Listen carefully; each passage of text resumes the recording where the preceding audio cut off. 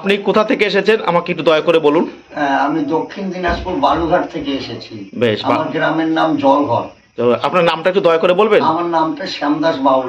শ্যামদাস বাউল, আপনি বাউল গানের সঙ্গে যুক্ত? হ্যাঁ, বাউল গান করি। বাবা, খুব ভালো লাগলো। দক্ষিণ বালুরঘাট থেকে এসেছেন? হ্যাঁ, বালুঘাট। বেশ। দক্ষিণ দিনাজপুর। আর বলছি, কে বিশ্বাস করছিল না যে আপনি আমরা কয়েন বিক্রি করা হয়?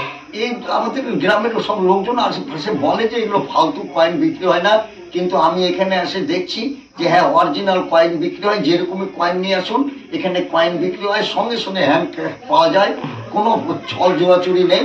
একদম আমাদের প্রকাশবাবু ভালো, অনেক চ্যানেল দেখেছি, তার থেকে সব বেস্ট কোয়ালিটির চ্যানেল এটা। আর এখানে অতিরিক্ত কোনো লোভের কোনো কথা বলেন? কোনো লোভের কোনো কারবার নেই, কোনো ফিক্স নেয় না, কোনো চাহিদা নেই।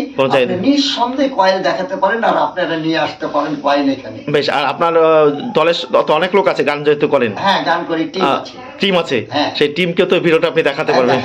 দেখাতে হবে। যাক, ভালো লাগছে, আপনি একটা স্মৃতি রেখে গেলেন জীবনের, সেটাই হচ্ছে কথা। যে আচ্ছা, ওই গলায় কি মালাটা সবসময় থাকে? এটা সবসময় থাকে, মানে কি আমি রাত্রেবেলা খুলে রেখি, আবার চান ধ্যান করে তারপরে সকালবেলা করে কর্মস্থলে যাই। এটা শিবের মালা। আর বলছি, কাকিমা কি বারণ করেছিল যে আসতে হবে না এইসব কিছু? না, কাকিমা বারণ করেনি, তবে আগে করতো। এখন আপনার ভিডিও দেখার পরে আমাকে একটু আশ্বাস দিয়েছে যে যাও, তাই তো?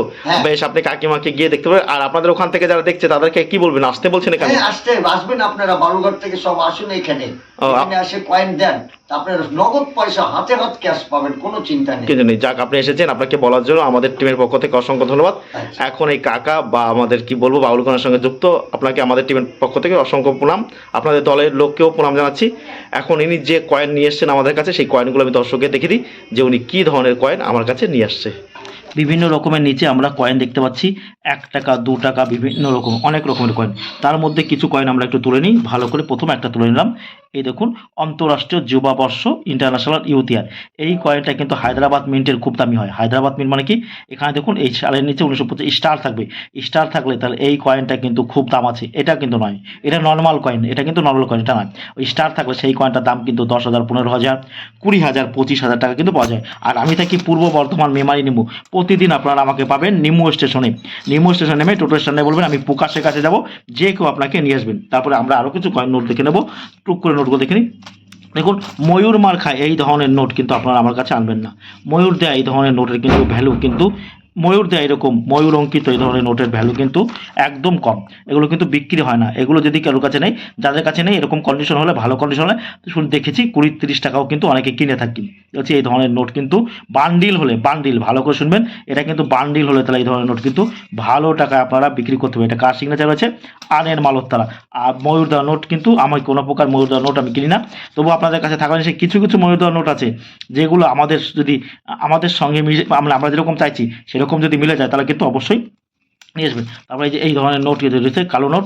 কালো নোটের মধ্যে কি মহাত্মা গান্ধী গীতা পাঠ করছে, সেই নোটটা কিন্তু আমি কিনছি, শুধুমাত্র মহাত্মা গান্ধী গীতা পাঠ করছে। তারপরে আরও কিছু 1 টাকার কয়েন দেখতে পাচ্ছি, বড় 1 টাকার কয়েন। 1962 সালের 1 টাকার কয়েন কি, 1950 সালে 1 টাকার কয়েনের মূল্য হচ্ছে 100 টাকা, 120 টাকা, 130 টাকা, 150 টাকা, 170 টাকা, 180 টাকা, 200 টাকা কিন্তু প্রতি পিস কিন্তু বিক্রি করা। আর 1962 সালে 1 টাকার কয়েন 50 টাকা, 70 টাকা, 80 টাকা, 100 টাকা আপনারা প্রতি পিস কিন্তু বিক্রি করতে পারেন 1962 সালে। তবে আরও কিছু নোট দেখতে পাচ্ছি, 1 টাকার নোটের লুজ 1 টাকার নোট আমার কাছে নিয়ে আসবেন, আমি কিনে নেবো। কিন্তু লুজ 1 টাকার নোট কিন্তু দাম খুবই কম।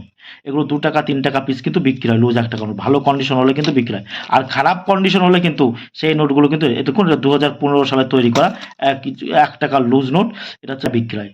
বান্ডিলের দামটা কিন্তু সব থেকে বেশি হয়, কারণ বান্ডিলের চাহিদা প্রচুর পরিমাণে থাকে। তো আরও কিছু কোনো কয়েন আমরা দেখে নেবো টুক করে।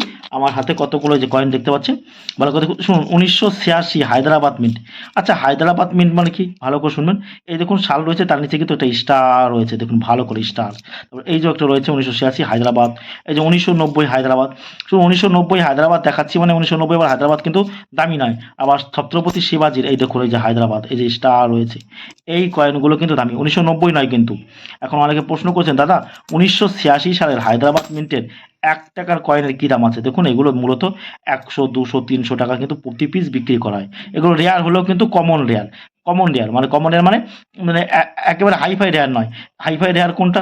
1983 সালের হায়দ্রাবাদ মিন্টের, ভালো করে দেখুন 1983 সালের এই যে স্ক্রিনে যে কয়েনটা আপনারা দেখতে পাচ্ছেন, 1983 সালের হায়দ্রাবাদ মিন্টের 1 টাকার কয়েন, এই কয়েনটা কিন্তু দামি কয়েন।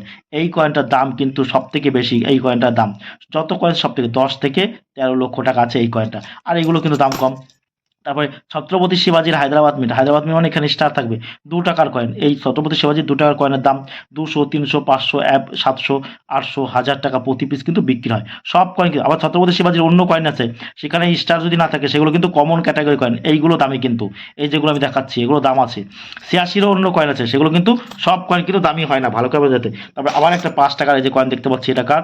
8 ওয়ার্ল্ড তামিল কনফারেন্স শান্তিরও বললে বলে, এই যে 1995 সালের এই যে বোম্বাই মিন্টের একটা 5 টাকার কয়েন, এটা দুটো পাওয়া যায় মিন্টের, একটা বোম্বাই একটা নয়ডা। এই 5 টাকা কয়েন কিন্তু নর্মাল 5 টাকা, এগুলো দাম খুবই কম।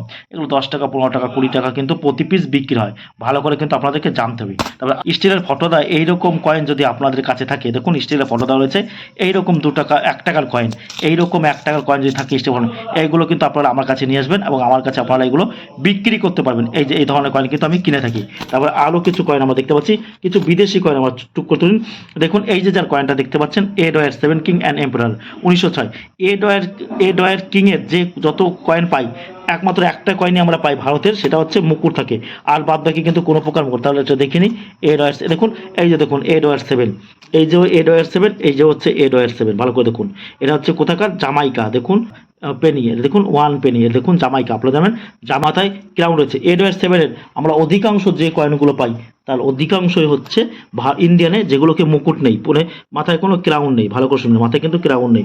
আর মাথায় শুধু একটা কয়েনের ক্রাউন আছে, সেই কয়েনটা আপনাদেরকে একটু দেখিয়ে দিই চট করে, তাহলে কি দেখতে পাচ্ছেন? এডওয়ার 7 কিং এম্পারার, এই যে দেখুন 1910 1 আনা। এই 1 আনা একমাত্র এডওয়ার 7-এর ইন্ডিয়ান কয়েনে শুধুমাত্র ওনার মুকুট মানে মাথায় ক্রাউন রয়েছে, আর কোনো কয়েনে কিন্তু আমরা ক্রাউন পাই না। সে হাফ রুপি, 1 রুপি, 1/4 রুপি, যাই হোক, সেই কিন্তু মাথায় কিন্তু অর্থাৎ মাথায় কিন্তু কোনো প্রকার ক্রাউন নেই, একমাত্র এটা দেখতে পাবেন। আর বিদেশিতে দেখুন এই যে বিদেশি কয়েন এডওয়ার 7 দেখতে পাচ্ছেন, বিদেশি কিন্তু।